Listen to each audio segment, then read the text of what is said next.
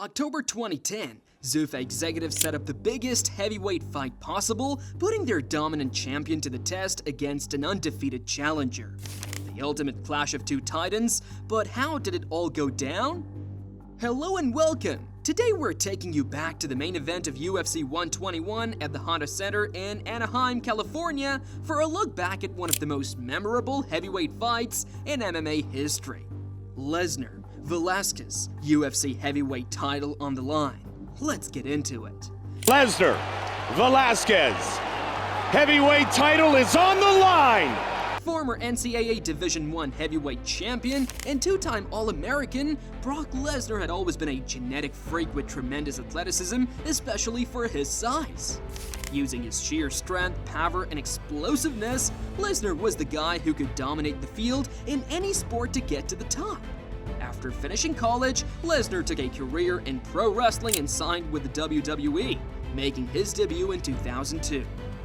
Promoted as the next big thing, Lesnar established himself as their fastest rising star and became the youngest WWE champion in history. But after a brave 4-year run, Lesnar left the WWE and began training at Minnesota Martial Arts Academy. He wasn't in it for fame or money, since WWE already made him a multi-millionaire and more of a household name in mainstream media than anyone competing in the UFC. So he could have easily stayed with pro wrestling, but Lesnar wanted to test himself and stated his intent to join K1's MMA league, Heroes. After just one professional fight at Dynamite USA's, where Lesnar defeated Min Soo Kim, Dana White and the UFC signed him to a one-fight contract. Dana knew that the "can he fight" stigma that follows these larger-than-life WWE wrestlers was marketable, and at the time, UFC needed Lesnar a hell of a lot more than he needed them. Making his debut at UFC 81 against former heavyweight champion and jiu-jitsu fighter Frank Mir, Lesnar was dominant with his takedowns and powerful ground and pound. Yet, being an inexperienced fighter, he got overconfident with his strikes, and Mir caught him with a knee bar to force a submission 90 seconds into the fight.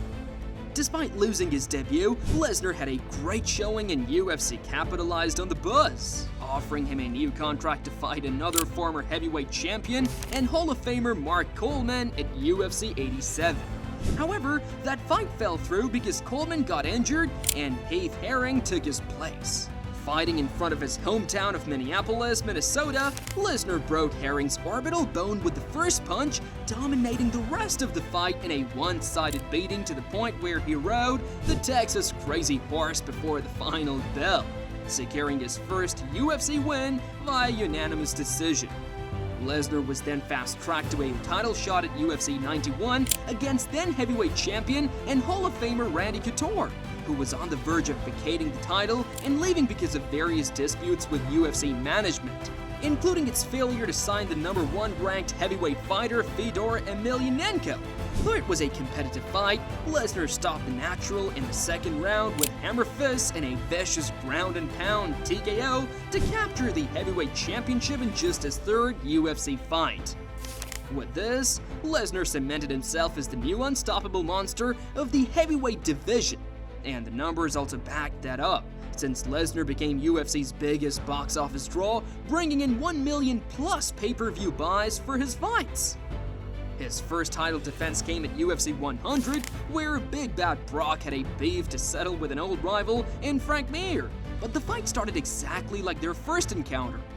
Lesnar used his sheer physicality and brute strength to manhandle Mir. However, it was also clear that the champion had understood what the fight game was at the highest level. Showing an improved technique, Lesnar was patient with controlling Mir in takedowns, not allowing the jiu-jitsu fighter any leverage, and eventually pounding out a second-round stoppage to avenge his only loss. Next, Lesnar was scheduled to defend the title against Shane Carvin at UFC 106, but had to pull out due to an unfortunate illness called mononucleosis. However, during treatment, Lesnar was diagnosed with a severe case of diverticulitis that required immediate surgery. The intestinal condition was serious enough that the surgeon estimated that it had been ongoing for around a year and could have been fatal if left untreated any longer. recovery ended up taking a full year off of Lesnar's career, but his comeback came at UFC 116, where Lesnar was scheduled for a championship unification bout with Carwin, who had beaten Frank Mir for the interim heavyweight championship while Lesnar was out of action.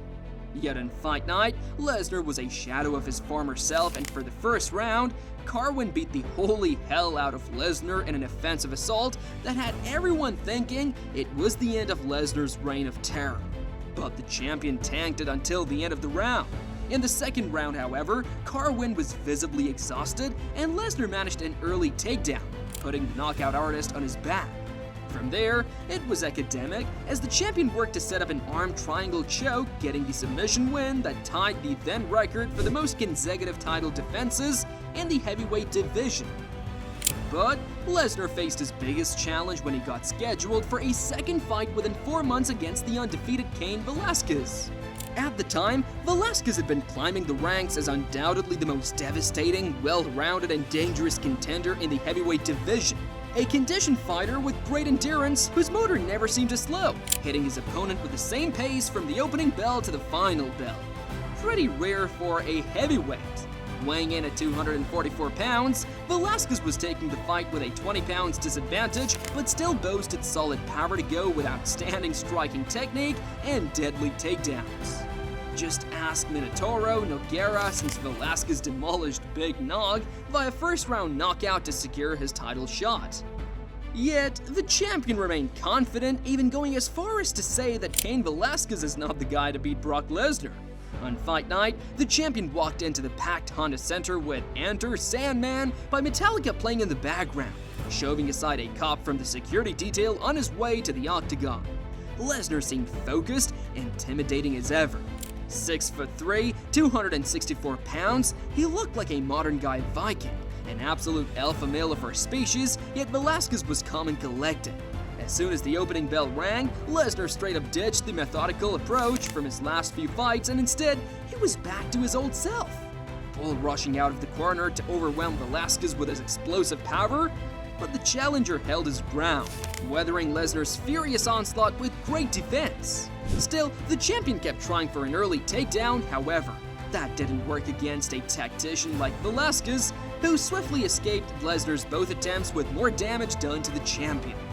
With Lesnar's face already busted wide open, Velasquez was now on the offense, exploiting a glaring weakness of Lesnar's one-dimensional brute fighting style, his lack of a well-versed stand-up striking game. The champion's guard was no match for Velasquez's combinations, and as the strikes landed, Lesnar panicked under pressure, allowing the challenger an opening for a takedown. With the champion down to his knees, Velasquez absolutely battered Lesnar with hard-hitting strikes to the head. Though he got back to his fate, Lesnar was dazed, either injured or just off-balanced as he tried to counter his opponent with a weak takedown attempt, but instead stumbled across the octagon like a ballerina. Velasquez was relentless, dropping the champion with a devastating combination, and with Lesnar struggling to keep the challenger off of him, Velasquez successfully managed to pin him down. From there, it was like a nightmare for him. The first round of the Carwin fight all over again, but where Carwin gassed himself out with undisciplined strikes. Velasquez was calmly picking his shots in the ground and pound with great precision. Stuck in blind survival mode, Lesnar was completely exhausted and coming across as more desperate than coordinated in his defense. Still, somehow he managed to get back to his fate only to get dropped again by Velasquez. With the challenger going in for the finish, unloading a barrage of hammer fists at Lesnar, referee Herb Dean had to call for a stoppage because Lesnar wasn't defending himself intelligently. In just 4 minutes and 12 seconds of the first round, Velasquez had slayed the beast without even breaking a sweat, securing the win by a technical knockout to write the history books as the first ever Mexican heavyweight champion. Velasquez's utter annihilation of Brock Lesnar would also win him both the knockout of the night and the knockout of the year. Back in the octagon, Lesnar's corner surrounded the beaten, battered, and bloodied former champion, tending to the gnarly cut across his left cheek, as Velasquez was crowned the new king of the heavyweights. Post-fight, Lesnar was humble in defeat, congratulating Velasquez, saying that he had a good training camp. But Cain was the better fighter that night, and that he would come back stronger because that is what a champion does. However, losing to Velasquez sent Lesnar's MMA career on a downward spiral. Advertised as a coach in season 13 of The Ultimate Fighter, opposite Junior Dos Santos, Lesnar was scheduled for a fight with Cigano at UFC 131. However, the former champ pulled out due to another bout with diverticulitis, having to get surgery where they ended up removing 12 inches of his intestines. The Beast was put back in the shelf for another year, and it wasn't until UFC 141 that he would return to the octagon. But he was scheduled for a fight against an absolute unit in Alistair Overeem. Making his UFC debut, Overeem was prepared to make a name for himself at the expense of Lesnar, and he did just that. Lesnar fell after eating multiple knee strikes and kicks to his surgically repaired abdomen, eventually losing via technical knockout halfway through the first round. Although it was impressive that Lesnar had the cojones to step back into the octagon after recovering from surgery, it had now become clear that the Beast had a big physical weakness. Lesnar knew that just like Overeem, all his opponents would now target his midsection, and no man could compete in the UFC if they had doubts about their health. So, in the post-fight interview with Joe Rogan, Lesnar officially announced his retirement, saying, "Tonight is the last time you will see me in the octagon." Having accomplished way more than anyone imagined against fighters far more experienced than him, Lesnar finally hung up the gloves on one of the most controversial and talked about MMA careers in history. That is, of course, until the Beast's hunt for UFC 200 in 2016, but that's a story for another time. So, what are your thoughts on Lesnar's UFC run? How do you think his fight with Velasquez would have gone down if Lesnar hadn't been nerfed by diverticulitis? Or perhaps a bigger what if is how Lesnar's MMA career would have panned out if he skipped pro wrestling altogether? Sound off in the comments below.